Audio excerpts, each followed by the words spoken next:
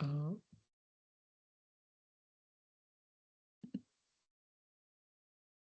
ok, welcome everybody to Titubanti Testi 11 Binomio di lettura. It is my great pleasure and honor to have two distinguished speakers tonight, Professors Vered Kenaan, who is joining us from Tel Aviv, I guess, and Professor Jenny Strauss, who is joining us from Cambridge. So we are all more or less in the same time zone with little difference, 1 hour across. And so, as you know, we are going to discuss a very famous passage from the 8th book of the Odyssey. As you know, I don't introduce the guests personally. I ask normally to introduce themselves, telling possibly something why this passage, why they are interested in discussing this work. So please, Jenny, you can start. You are going to tell me um, when I should show the your handout. Yeah. Okay. Yes, I'm Jenny Strauss Clay, and I suppose most of my work has been on early Greek poetry, and especially on what I call theology, that is the relation of gods and human beings in especially Homer, Hesiod, and the hymns. Um, a commentary on the Theogony is, I hope, coming out before the end of the year. Green and Yellow, which I collaborated on with Thanasis Vergados. We're hoping, because um, Cambridge Press was, you may know, was hacked, and so everything was a little delayed. But I believe we're going to see it before the end of the year. So I have also been obviously engaged always with the Odyssey. One is never done with the Odyssey. But especially I was working for 3 years about with Daniel Mendelssohn and his translation. And I was delighted to see that you are using his translation, which was just published in April. So this passage at the end of Book 8 is of special interest to me for various reasons. There are lots of interesting angles, and I wonder if I could start maybe with the very end of the passage, that is lines 581 to 586. That is the very end, when Alcinous asks Odysseus, um, he's still asking why he wept. Is it because you had a relative who died at Troy, either an in-law or other relative, family relative? And then he ends with something very interesting to me and kind of creepy, if you don't mind my saying so, when he says, or perhaps it was even a comrade who knew, and you want to show the passage? Yeah, it's the very, very end. Pleasing things, an excellent one, since in no way is a comrade worse than a brother, even a brother who knows, um, who is no wise a lesser man than one's own brother is, whose mind is sound. Now, I found this creepy in two ways. First, it draws attention to something that's extremely embarrassing for Odysseus, really. He comes home after 20 years, no comrades. And if you remember in the proem already, the loss of the comrades is mentioned, and then sort of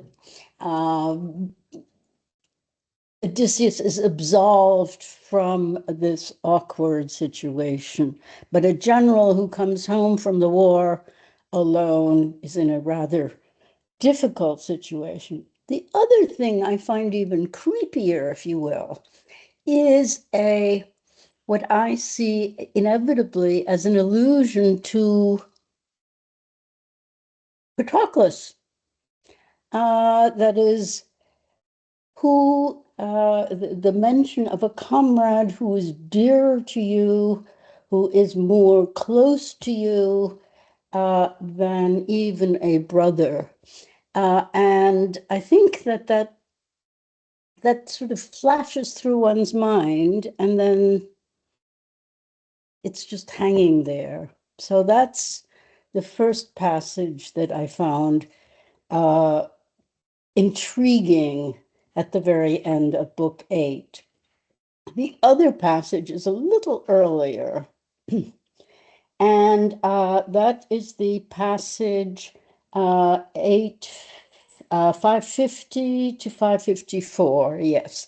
Tell us the name you were called by your mother and father, and the others who dwell in your city, and those who lived nearby. For no one among mortal folk goes without a name, whether he's evil or good after he has been born. No parents bestow on everyone at the moment of their birth.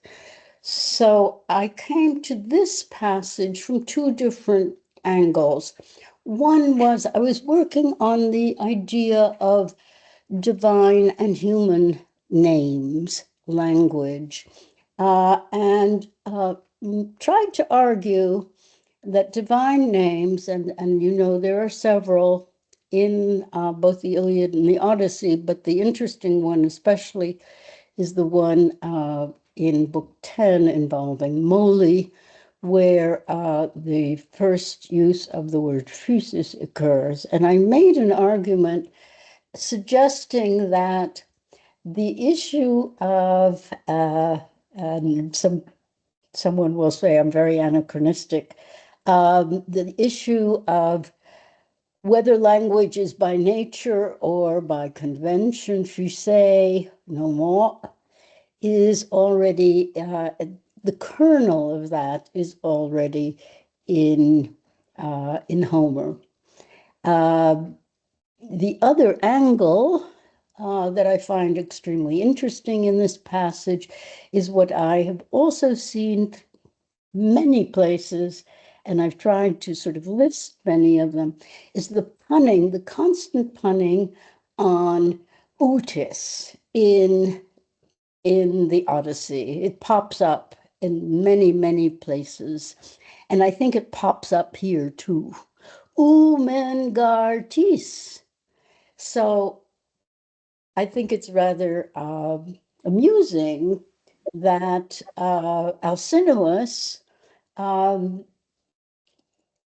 uses the name, if you like, of Odysseus without knowing it at the moment that he is talking about what is your name. And of course, the issue of the name of our hero is prefaced in the first line of the poem, the Andra Polytropon. Here, I think it's especially interesting that Alcinous says, no one is completely nameless among human beings, neither a good one or a bad one when he first is born, but they put a name, epithyme, to add onto a child when parents give the name when he is born. And there's also above that, tell me your name, what your mother and father call you, and the rest of the people who live around I think that is important because it suggests that a name is dependent, first of all, on one's parents, and then that it is conventional. Yeah. And of course, the name of Odysseus is a big theme throughout the whole poem. And I think this passage draws attention to not only the name, but also its limited character. You don't know when you name a child what the child will turn out to be. And of course, with Odysseus, the name of Odysseus in book 19, the whole scene of the naming, the christening, whether the name is active or passive or a curse or a blessing, is of course central to the whole poem. So those two passages. Now, do I have time? Hmm? Yes, you have time. You have Okay, I'm another going to say 7, 8 something. minutes. Um, uh, uh, I'm going to say something, but I really want to leave most of this to Vera because I think she will have some extremely interesting things to say about it.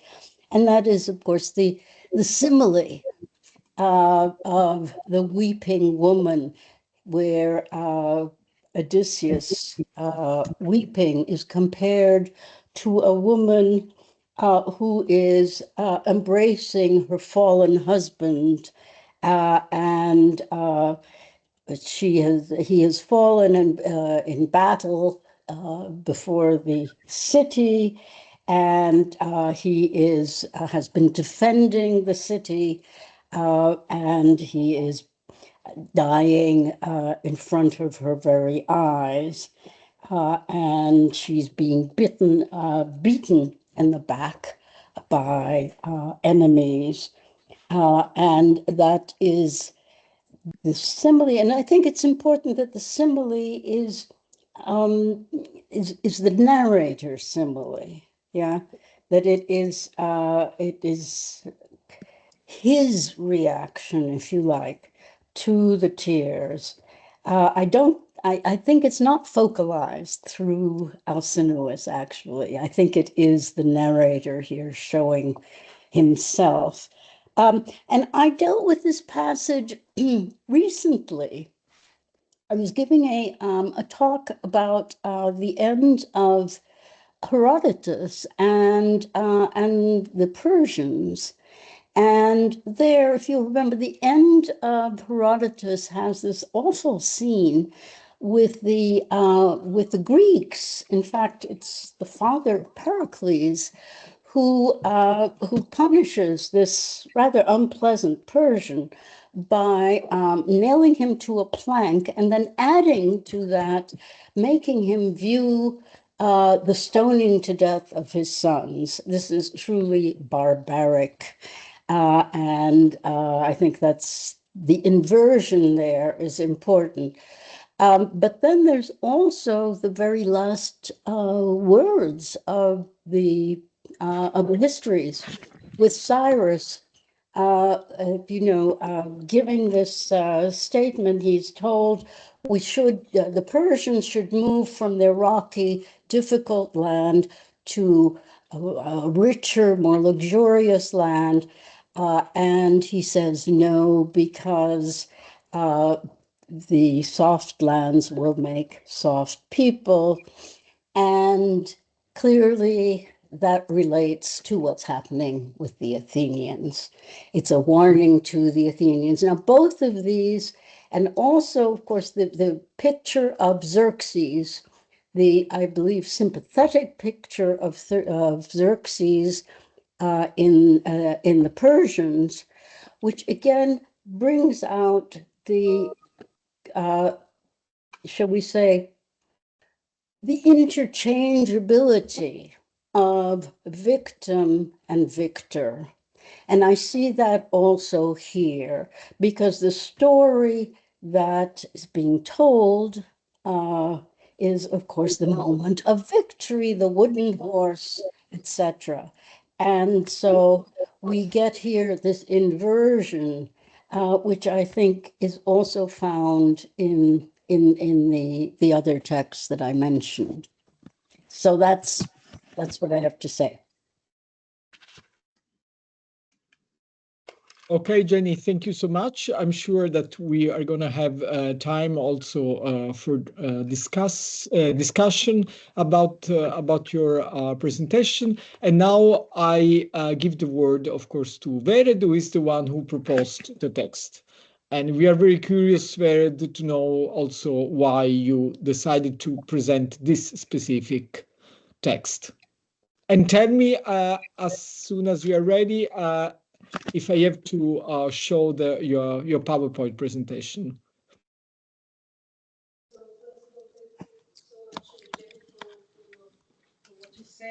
The micro. Micro.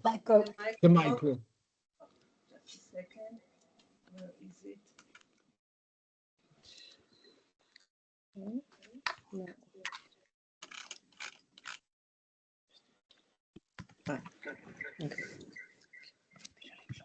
It's Do you hear me now? on the right side. Do you hear me?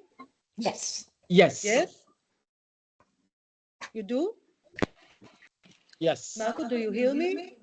Yes. Yes, perfect. Great.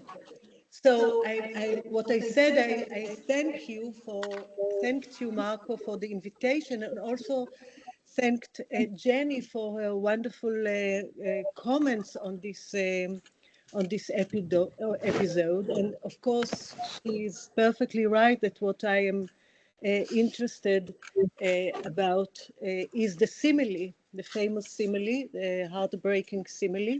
And I will dedicate the whole talk, I think, to discuss it. I will just briefly present myself. I'm sorry to I know- interrupt. Vered, Yes? sorry to interrupt. Someone has the micro on. I don't know who this person is, but may I ask you to deactivate the micro, wherever this person might be?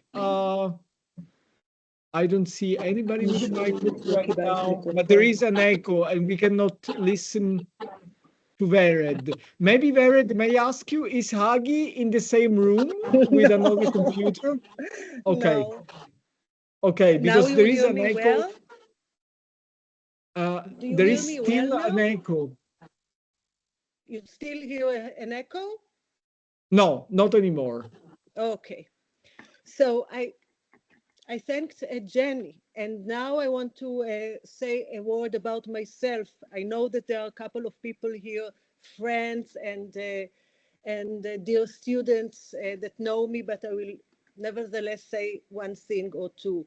So I'm professor of classics and comparative literature, teaching at the University of Haifa. I wrote many years ago a lot on the philosophy of love, Plato or Ovid, and I'm interested in mythology and gender. My book on Pandora is discusses this myth of Pandora, but from the attempt to understand the notion of femininity and how it is related to the text. In a way, this book is also related to my talk today because there I discusses this simile. But today I think it will be a little bit from a different angle, which connects me to a new book of mine, which I edited together with Patricia Rosenmeyer. And here, Marco, I would be happy if you will show the first slide of this book that came just out. And this book, for me, I must say, is a mission. We started working on it on the days of the corona, with the understanding that we have to think about the notion of classical antiquity if we are, and we were, interested in the modern reception of classical antiquity from the angle of what it means, or what classical antiquity means after the Holocaust, after the great crisis of humanity. And while doing it, we also felt that there is a special need to do it not only through the perspectives of the Jewish perspective, or the Israeli perspective, but also through the Palestinian perspective, and that all these perspectives are interrelated. So for me, this is a mission because I think that is the first study that brings together all these fantastic, translations to classics, Homer, Virgil, and others, into Hebrew, into other languages, Arabic, of course, and Ladino, the fantastic chapter by Richard Armstrong, that speaks about it. So this is the book, the new book. It's out, and somehow I feel that my talk today is a continuation of this book. Since I think that today, in our terrible crisis, here and elsewhere, but especially here, classics, Homer, Virgil, all these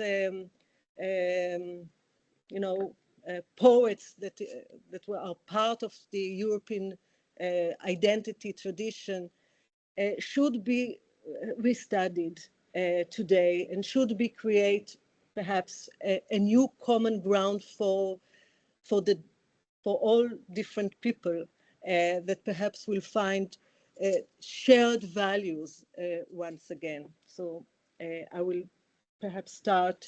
Thank you, Marco. We can reconnect again.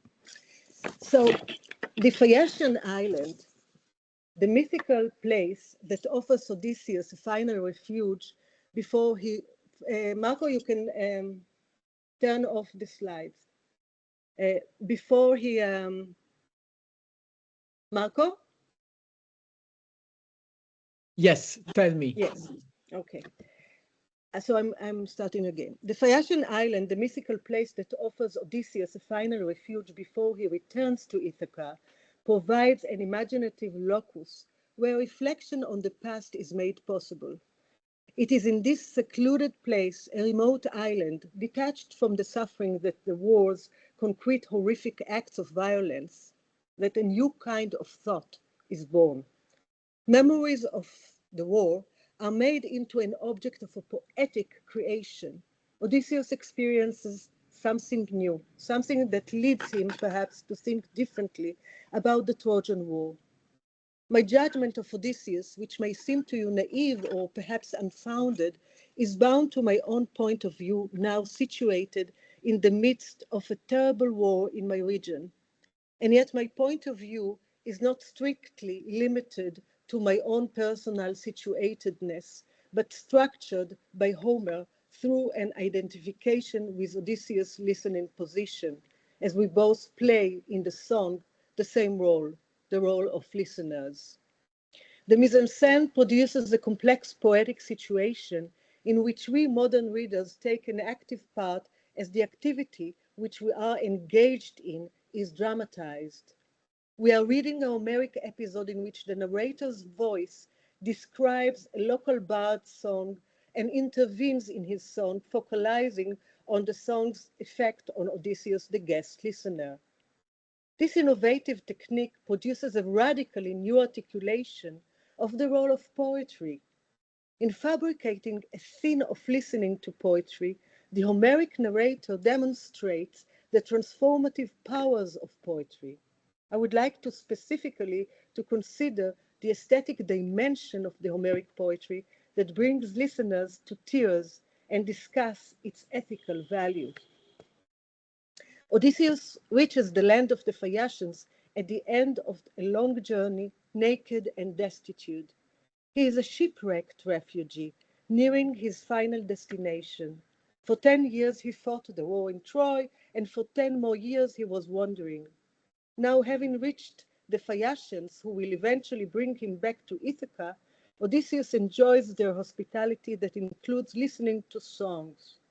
Odysseus, still a nameless guest, Xenos, who conceals his identity, listens to the bard singing about the Trojan War that has already become famous through oral poetry. The first song brings Odysseus to tears, and he covers his head with his mantle. He was ashamed, the Homeric poet remarks, for his hosts, the Phaeacians, to see him shedding tears. Tears and shame. The song reminds Odysseus that the kleos, glory, desired by him and his comrades, is entangled with the coming of a disaster. The Modocus song is created by a poet living on a peaceful island, and it is from this uninvolved perspective that the poem indiscriminately describes the mournful fate served to both the defeated and the victorious armies, both Trojans and Danaans. Both sides suffer, both are affected by the same disaster, Pema. Can we detect here a gap between the poet's tragic notion of war and the listener's involved position? Can an Achaean who participated in the war shed tears for both sides? Can a catastrophe be mourned together by opponent sides who each suffered from it? Shedding tears together while recognizing each other's pain is definitely an issue that interests Homer in this book. The affectivity of poetry dealing with colossal disasters caused by humans has been an object of criticism. Distinguished men, authorities in the disciplines of philosophy and history, found emotional displays in prose and poetry a sign of excessiveness that should be purged. Think of Plato, for example, and his famous criticism of Homer in the Politeia, or think of Polybius, who criticized historians for stirring pity in their readers. Polybius' concerns are significant for us because his definition of history's reliability is based on the example of Mantinea, which in 223 BC suffered a brutal destruction, much like Troy. And Marco, if you may now show the first slide. I just recently visited Mantinea because of this passage I read of Polybius, and of course because of Diotima. Can we see the? Can you see that or not? You have to click on it. You don't see the because I do see that. So okay, if you do, fine. No, there is a problem, obviously, because if you don't see that, it means I that don't see it. I see only the book. Let me. Okay. Yes, and yes. Now, okay. Go back. Okay, that's it. Thank you. okay. So this is, everyone imagines the place he wishes, or he wishes to see, a place, an ancient place, and the waves took us to the middle of the field. There was nothing there. And if you can show another slide, this is Mantinea, yeah? This is Mantinea that was eliminated completely. Its people were taken into captivity, and the city was renamed after the Macedonian king, Antigonia, it was called, and the whole place is just, you barely can see that there was something really alive there. If we can see the other image, these are the stones of the Agora. Quite sad, I must say. I will mention, when you look at this slide, an Israeli artist, Micha Ullman, whose work on the Holocaust, you probably know his work on the library, famous work on the library in Berlin or other places. His works on memory looks really like that. Anyhow, so this is Mantinea and Troy. Polybius writes about the annihilation of Mantinea without showing any sympathy for its people. He probably heard about Mantinea's fall already in his childhood, for he was born 20 years after the city was destroyed. In his writing, there is no apparent indication for any personal connection to the history of Mantinea, not even for the fact that Polybius was originally from Megalopolis, which belongs to the same region of Mantinea, Arcadia. Polybius insists that an emotional distance is required from a good historian. He therefore attacks another historian, Philarchus, for elaborating a tragic style in his writing. He accuses him for making his readers sympathize with the defeated Mantineans. Polybius paraphrases Philarchus' descriptions of the women of Mantinea taken into captivity along with their children and aged parents. But his untouched paraphrase disconnects the lamenting women from a potential listener.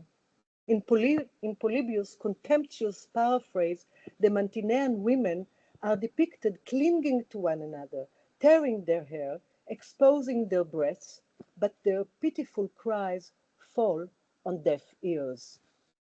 Polybius considers Philarchus' description of the captive women as dangerously false, not because it is counterfactual. The problem with Philarchus' touching account is that by eliciting empathy for the enemy's pain, readers are compelled to forget why the enemy has become an enemy in the first place. The role of history, Polybius writes, is to remind readers that what were the initial reasons that provoked genocidal violence. A compassionate historian is, according to Polybius, a producer of ignoble, agenes, and womanish, gynaikodes texts. Then and now, empathy for the suffering enemy is commonly rebuked as symptomatic of ambivalent and hence unmanly and unpatriotic positions. In light of this criticism of empathy, I turn to the Modocus song that not only touch Odysseus and make him cry, but moreover creates a sensational bond between him and anonymous woman who belongs to a defeated city, an agonizing captive. Polybius would read the Homeric simile of the lamenting captive woman as ethically dangerous, since very much like Philarchus' descriptions of the Mantinean women, the Homeric figure of the captive woman blurs our vision with tears and thus lets us forget the reasons for the beginning of the Trojan War. Now I'm going back. Odysseus is unhappy with the impartial version of Diomedes' first song that makes no room for a more patriotic presentation of his glorious deeds. He therefore requests that the Modocus sing about another famous episode in which Odysseus, whom he mentions in the third person, played a leading role. This is the story of the wooden horse that brought final ruin to Troy. And I'm reading this passage from our text. He sang how the sons of Achaia laid the city waste, after pouring out of the horse, leaving behind the hollow lair.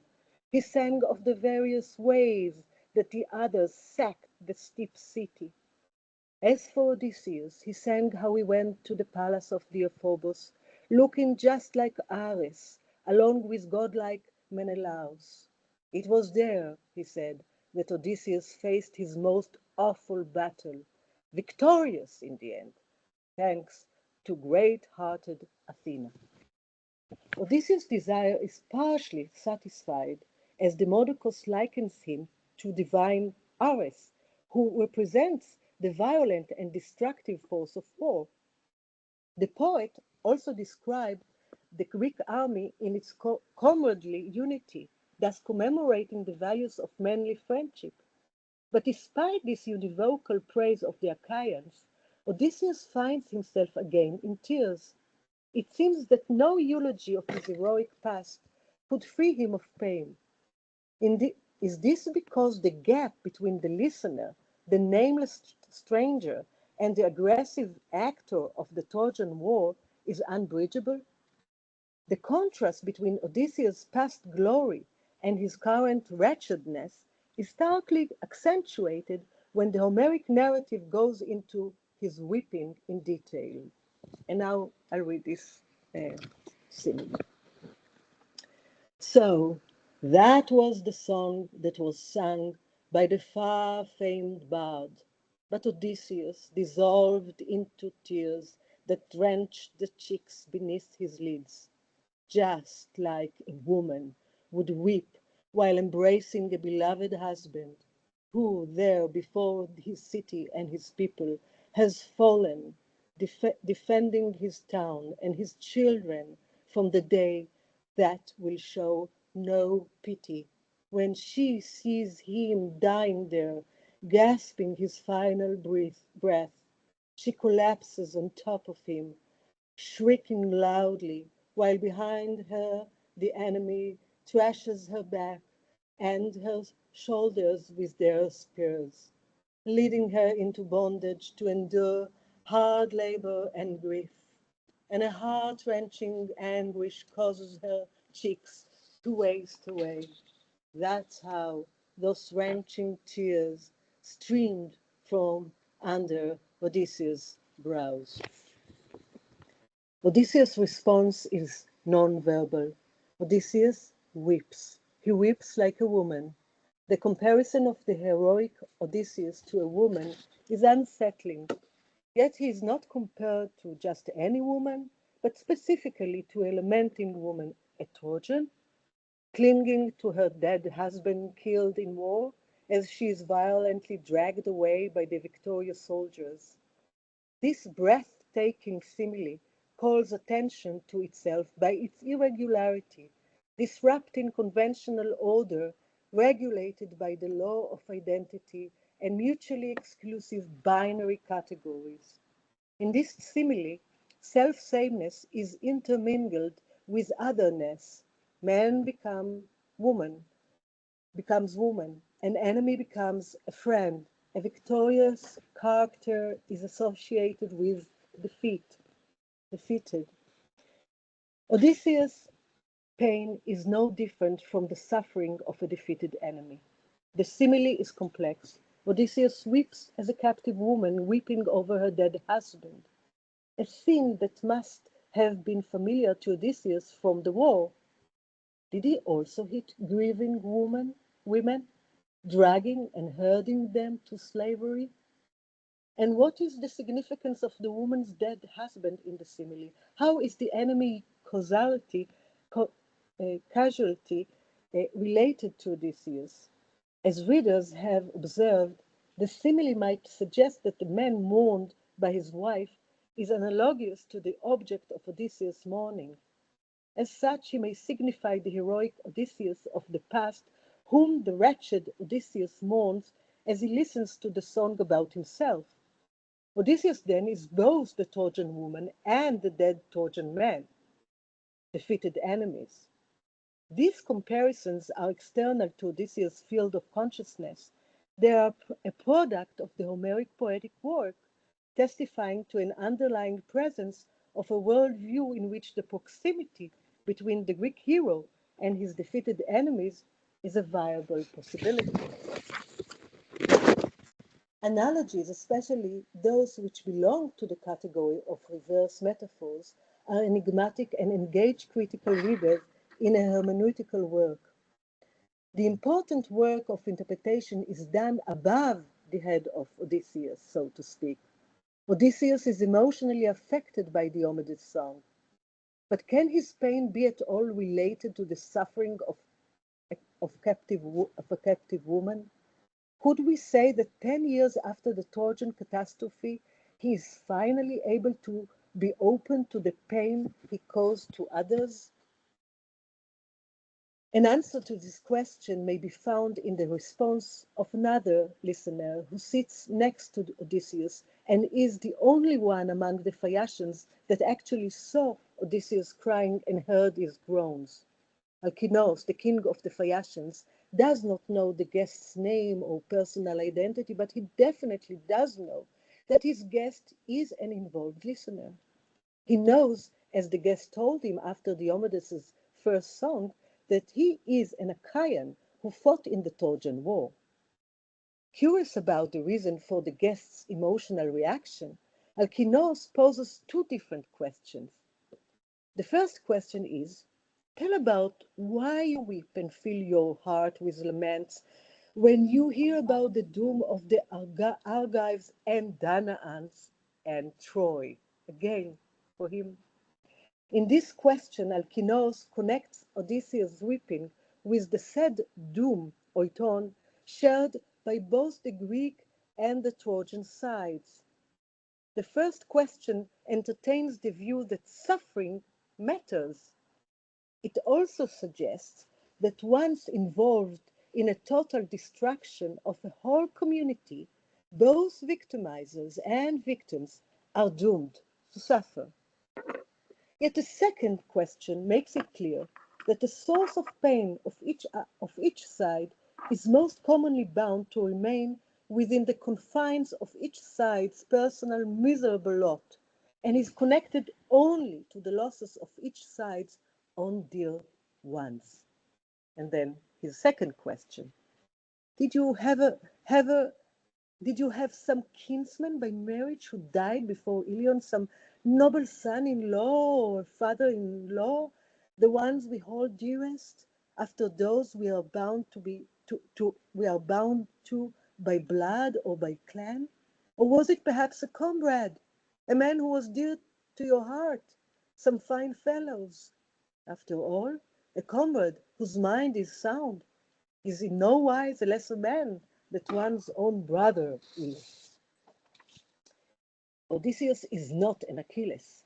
He is not someone driven by extreme emotions of hate, anger, humiliation, or indignation. In book 4, he is referred to as Aner Karteros, a steady and implacable man. His position is rather pragmatic. Despite his reluctance to leave his home, he eventually joined the Greek army and became a dutiful commander, committed to both to the Greek victory and his own personal chaos. About the massacres which he executed after the Trojan War was over, he dryly tells the Phaeacians without shedding any tears how he laid waste and plundered the city of Ismaros, killing its men and dragging their wives into captivity. This is in book 9, the episode in the land of Kikones. These war crimes were done out of no hate or insult, but simply to satisfy his and his soldiers' appetites. In Greek tragedy, Odysseus' instrumentalism is well accentuated, especially in Euripides' Hecuba, unmoved by the Trojan queen, now an old captive woman who implores mercy on her daughter Polyxena. Yet Odysseus coldly dismisses her with a rationalization. Polyxena should be sacrificed justifiably to the dead Achilles, he contends, to raise the Greek soldiers' morale. They should know that even in death, Greek warriors are honored by the murder of a young Trojan woman. The Homeric simile opens for its readers a horizon that glimmers beyond the hero's capacity for emotion, action, and thought. This glimmering horizon silently calls readers to open their eyes to the intolerable presence of a suffering that is so close yet far away, held at an insurmountable distance. Perhaps readers of this episode have always been able to see how difficult it is to feel the pain of an enemy, but they are also able to recognize the physical and tangible dimension of a simile that, with the imaginative power of the conjunction hos, can make two enemies, captive and captor, touch each other as if in a gesture of a handshake miraculously appearing before us, before our eyes. And please, Marco, show the last image. And this is the image of a handshake that we all, I think, were exposed and affected by. It is the handshake of the 85-year-old Yocheved Lifshitz, a heroine in our view, who was in Hamas captivity, and after 17 days were let out October 23. And when she was, this photo was in all international media, and when she was taken from the Hamas men and transferred to the Red Cross people to handle back to Israel, she, a kibbutznik, paused, turned back, and shook her hand with the Hamas who his face is covered. I think this moment gives us a lot of hope.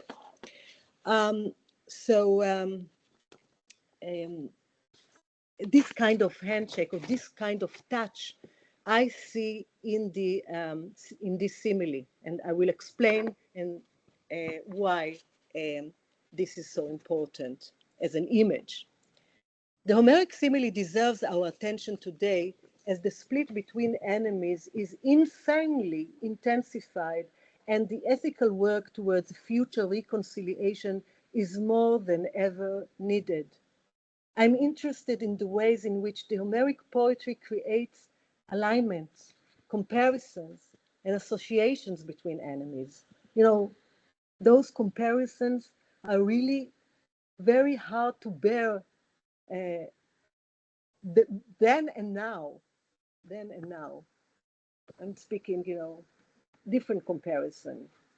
Holocaust, Nakba, and here in Israel, there are very, very sensitive comparisons.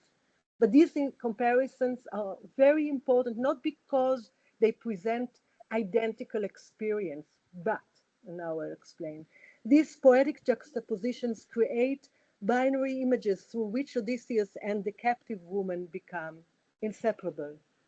A comparison between two suffering parties that each accuses the other as responsible for its own disaster is not easy to contain. A rapprochement needs to grow, and Book 8 indeed is dedicated to create this process possible. I mentioned earlier I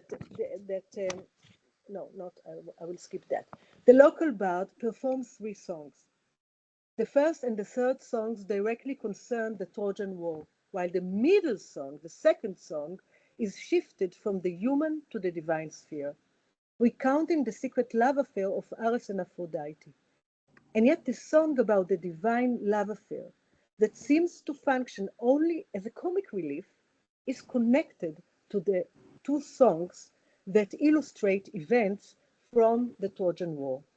Ares and Aphrodite embody 2 opposite forces, war and love, that in the Homeric world become inseparable. In Diomedes' song, the sight of Ares and Aphrodite fettered to each other by a cuckold husband, Hephaestus, presents a binary image. The 2 who were joined together in a sexual act are trapped now in Hephaestus' invisible net without being able to release themselves from each other's embrace. This enforced physical contact between the pair offers us a visual image for the inverse simile of the captive woman. By comparing Odysseus to the captive woman, the Homeric poet forces an association between 2 figures that, outside the poetic framework, would resist to be linked to each other. They would not be happy to see their figures paired and compressed within the same comparative phrase. The blow inflicted by the simile on Odysseus and the captive woman is a form of punishment. very much like the trap inflicted by Hephaestus on Ares and Aphrodite. But this punishment is not an act of revenge. Punishment can have an instructive potential. The Homeric simile is doing something in the world, as it enforces victimizer and victim to encounter each other and to look at each other's eyes. Thank you so much.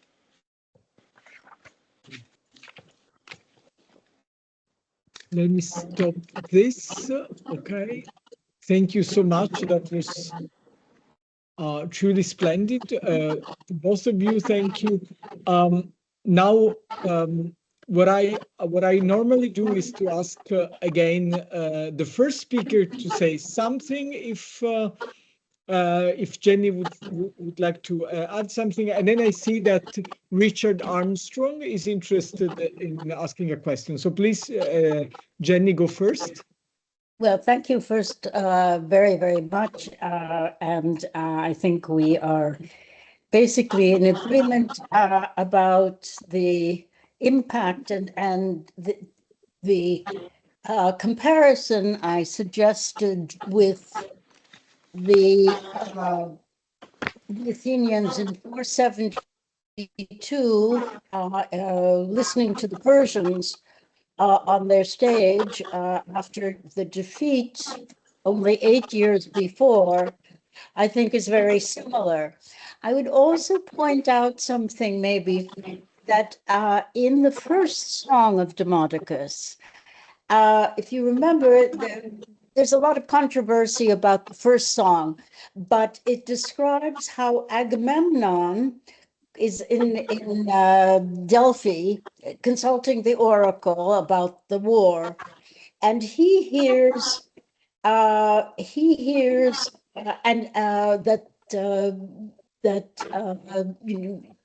it's not clear, but he rejoices. Yeah, he is happy. So he hears the oracle, whatever it is, as positive that the Greeks will be victorious. But the poet says, and then the beginning of ruin rose as a wave, yeah, because the image is of a wave over Greeks and Trojans, again binding them together, the victorious and the victims. So I see that also even there and other places too in Homer. I see it in the proem to the Iliad, where both Greeks and Trojans are the ones who are prematurely sent into Hades. It's not just one side. So I think it's quite pervasive, and I think in the simile, of course, it comes clearest, if you like, and most memorably. But the interchangeability of victim and victor, I think, is pervasive, actually. Yeah, thank you so much. Vered, sorry, you are now with no micro. If you want to say something, you have to activate your micro. Thank you very much, Jenny. It's such an important remark, and I think it's also interesting. You know, the first song was not chosen by Odysseus. It was part of the the selection of episode that the local poets decided to think about, or perhaps the muse influenced him. But and Odysseus is not happy with this song because I think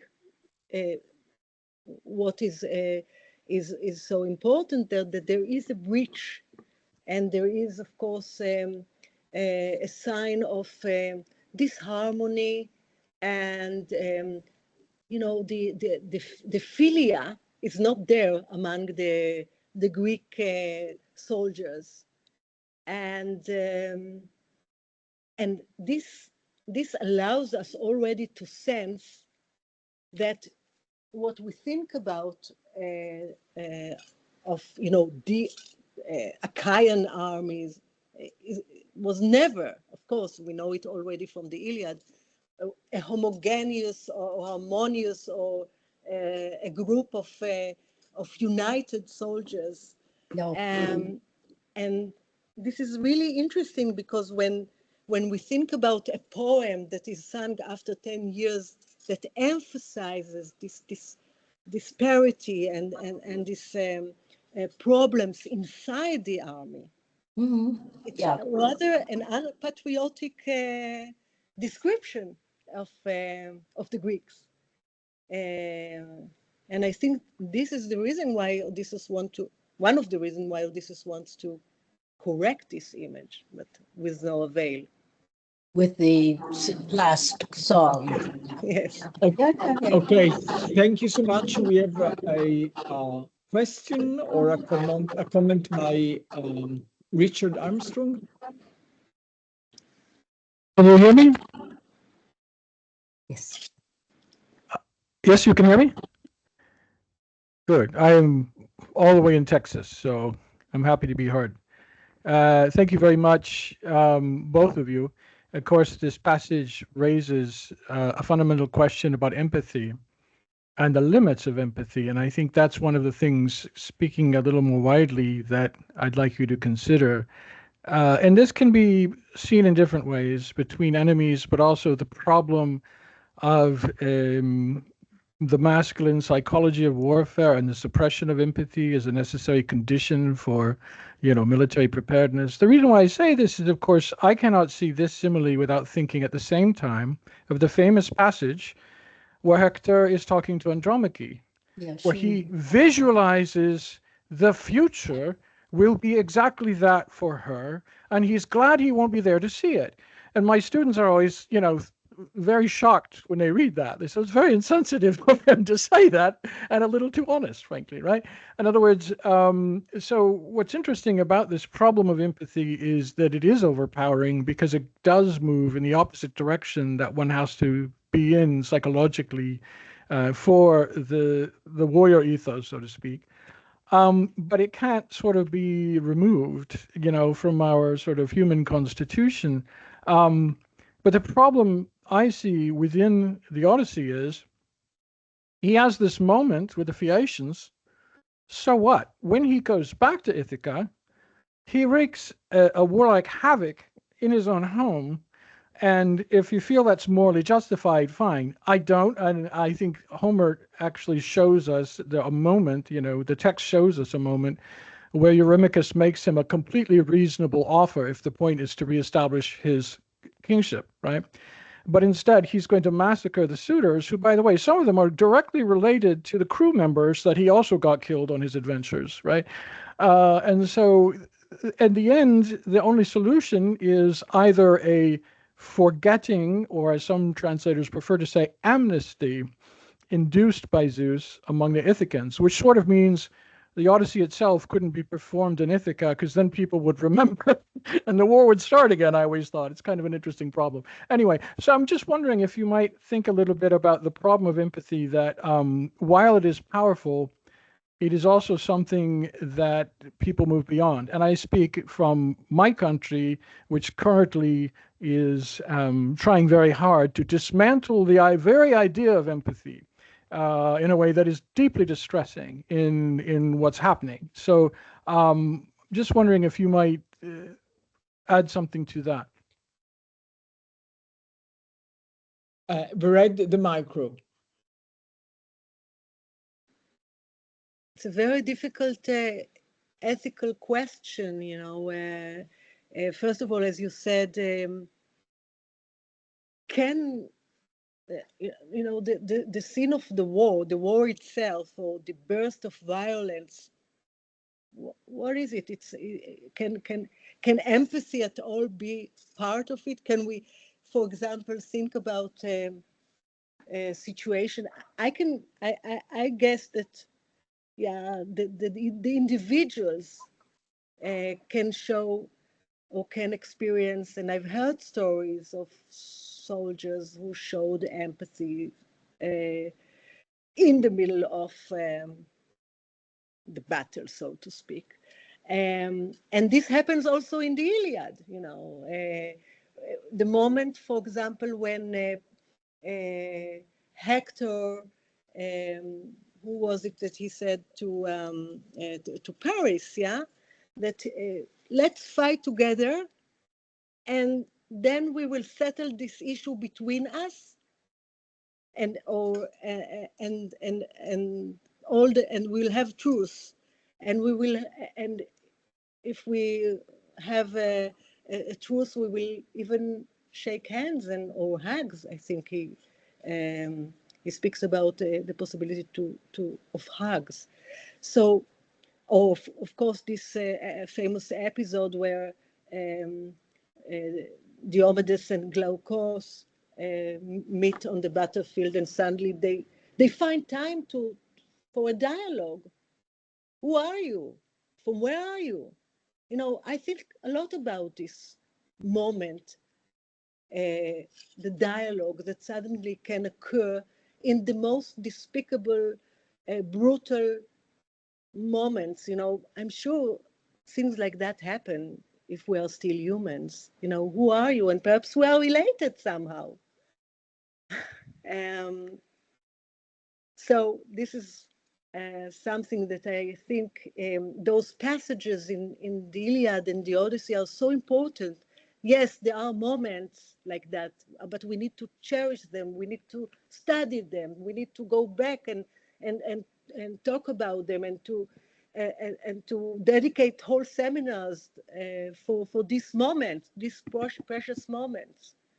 And what we do with Odysseus, that is so violent at the end of the Odyssey, yes, he is, and the question, you know, what is the relation between war and peace is so complicated, and there are those who believe that, you know, war is, Polemos is the king, as Heraclitus said, and there are those who believe, you know, that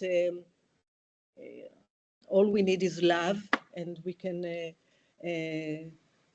somehow overcome the threat of wars. So I think Odysseus, in a way, is a figure that belongs to both realms, and doesn't make him a simple character, but he's both a man of peace and both a man of war. Okay, I think we thank have to you. give Homer credit, don't you, for being way more sophisticated than people want it to be by not resolving the tension, right, between empathy and the calculus of conflict. Remember that it is, if I can just say one word, that it is the poet who gives us the simile, not Odysseus. And so he's reflecting, and it's only part of the story. Yeah, Yeah. I agree with Okay, you. yeah. I'm sorry, Verity. We have a question by Antigone, if I'm correct. Yes, from Alice. yes, Yeah, I'm Antigone. Hello. yeah. Hi. I was thinking Welcome. that the Modocus, Homer, tragedy, in poetry or in art, there can be empathy, right? But soldiers, I think it's once in a million. You know what I'm saying? It is in the same thing. How can I? It's something very rare, and that's why you, as you know very well, you know, both the current American government and the Israeli government just persecute now the humanities and the arts, right? And also, I was thinking that I think Giacomo Loi, and because I have been reading the book by Vered and Rosenmeyer, The Classics Transformed, because I believe it's a very important book, and it's a political intervention. And I'm thinking that the Israeli Homer, is Meir Witzeltier, and the poem Song of the Defeated Children, I think is that there should be a poem that everybody should recite it every day, all right? And what else I wanted to say? And also, I was reading Rachel Bespalov on the Iliad, where she says that Hector is the main character in the Iliad, and she contrasts modern warfare that homogenizes and dehumanizes the enemy with Homer, where you have mutual respect of the enemies. That I wanted to say, and Rachel Bespalov for me is a very important figure. All right, Yes. That's it. Yeah. Thank you very much. This was Dr. Antigone Samelis, and I really want to thank you for what you said. I agree with you completely, and I think that Wieseltier's poem is indeed a response to the Iliad. And there are many, I think, modern poets who suffered from genocidal violence, that for them the voice of the Trojans was a mission to recreate. I'm thinking also about Darwish, Mahmoud Darwish, and I'm the Palestinian Mahmoud Darwish, and I'm thinking of Bashpalov and Simon Weil, you know, that during and after the Holocaust, it was during the Second World War, wrote this amazing pieces on the Iliad, trying to read them completely differently, with an ear to the defeated. So thank you. Okay, so we are actually late. If Richard would like to add something, but I'm sorry, we don't have time to, to debate. So yeah, I just mentioned Michael Longley's poem Ceasefire. If you know it, it's a short poem that is a reworking of the end of the Iliad. He published it in the Irish Times during the Troubles in Ireland, right when they were coming to this point of ceasefire and the very difficult reconciliation process. So that's another great thing to sort of keep in mind at the cessation of hostility. Again, that moment of hostility, and that's not a simile on the part of the poet. That's a direct confrontation, right, between Achilles and Priam. So I do recommend that, and I'll put a link to it. Thank you. Yeah, thank you very much. Okay, so thank you so much. I'm sorry that this is the format. It's 1 hour. Dura lex sed lex, as they say. So it was a great pleasure to have you online all. Thank you so much for participating. Also, I wanted to tell you, everybody is free to present. So just let me know if someone of you would like to present a text in the next cycle. Just drop me a line and we are going to organize this. Thank you again. Thank you, Vered, for this fantastic idea. And of course, thank you, Jenny, for accepting this proposal. And I hope I'll see you next week on Monday. We have another meeting on Vitruvius, completely different text, but also very interesting. Okay, have a nice evening and talk to you soon. Ciao. Bye. Bye. Thank you. Ciao tutti. Ciao.